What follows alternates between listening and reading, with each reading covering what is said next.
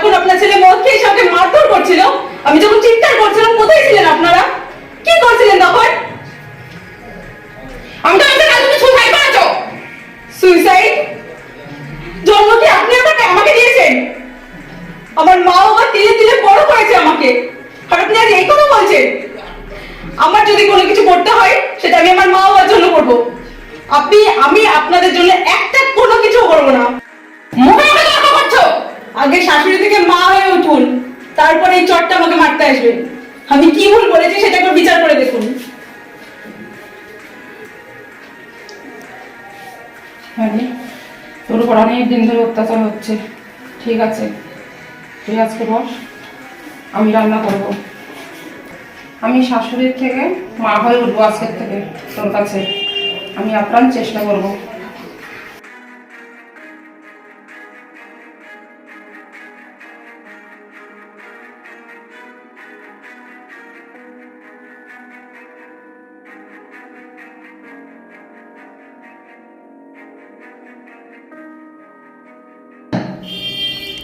Sir আসতে পারি? আসুন। এখানে শুনছিলাম অডিশন দেওয়া হচ্ছে। হ্যাঁ হচ্ছে। কোথা থেকে এসেছেন? আমি রানাঘাট থেকে এসেছি। নাম কি? ভূমিদে। আচ্ছা, তা কিসে অভিনয় করার ইচ্ছা?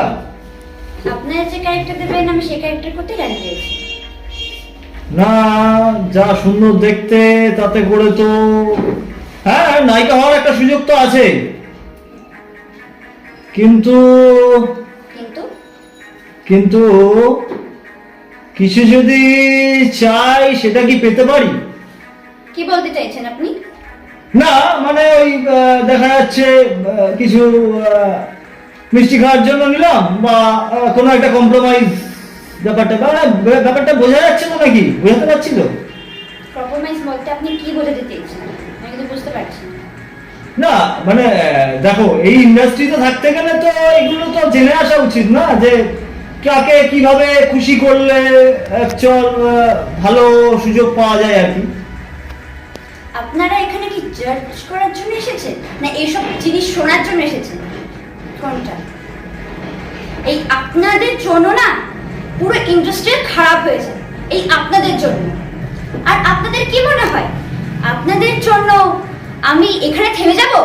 সেটা কোনোদিনও না। আমি এখানে এসেছি আজকে অডিশন দিতে, এখানে হয়নি ঠিক আছে, আমি অন্য জায়গায় যাব, কিন্তু আমি চেষ্টা করব নিজের যোগ্যতা নিজের পায়ে দাঁড়াবো।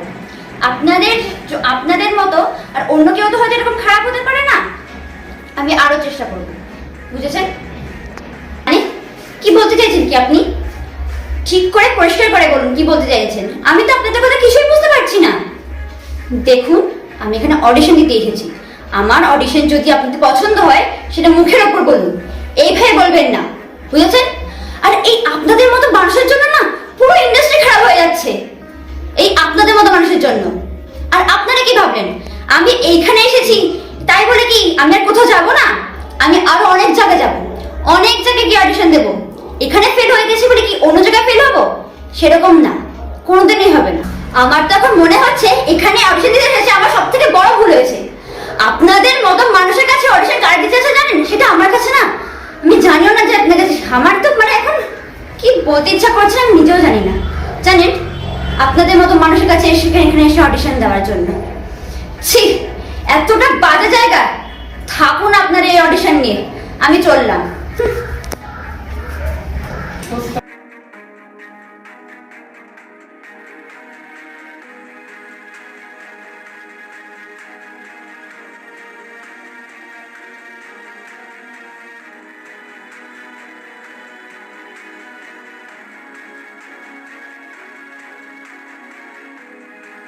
আমাকে তো মেয়েদের মতন দেখতে না, আমাকে তো ছেলেদের মতন দেখতে।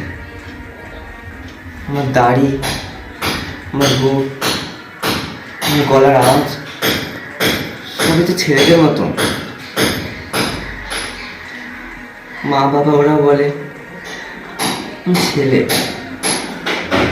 আমাকে তো ছেলেদের মতন দেখতে। কিন্তু আমার ভেতরে ভেতরে যে নারী বেড়ে উঠছে, আমার ভিতরে একজন নারী বেড়ে উঠছে, আর বাইরে দিয়ে পুরুষ সুলভ চেহারা। ভগবান, যদি জীবন দেওয়ারই তাহলে এমন জীবন দিলে কেন? যে ভেতরে একজন নারী বেড়ে উঠছে আর বাইরে দিয়ে পুরুষ।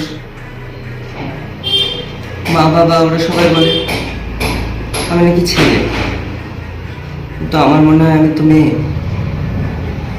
আমার জন্য বাবা মা চিন্তায় রয়েছে, বাবা মা চিন্তা হয় আমার জন্য।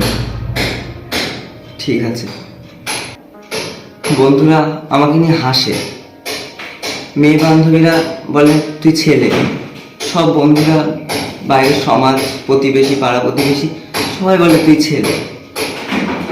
তাহলে কি আমি সত্যিই ছেলে? আমার বাবা মা আমাকে নিয়ে চিন্তা করে, ছোটবেলার থেকে মানুষ করেছে আমাকে নিয়ে, তারা আমাকে নিয়ে চিন্তায় রয়েছে। তাহলে কি আমি সত্যি মেয়ে নাকি ছেলে?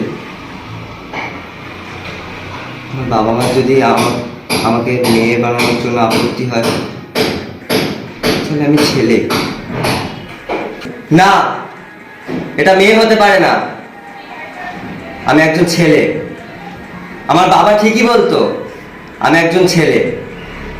আজ থেকে আমি আমার বাবার ছেলে।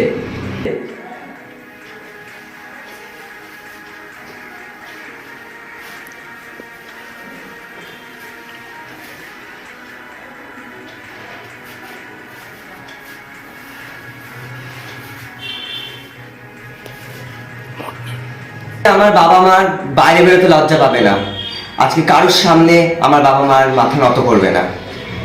আজ থেকে সবাই জানবে আমি একজন ছেলে।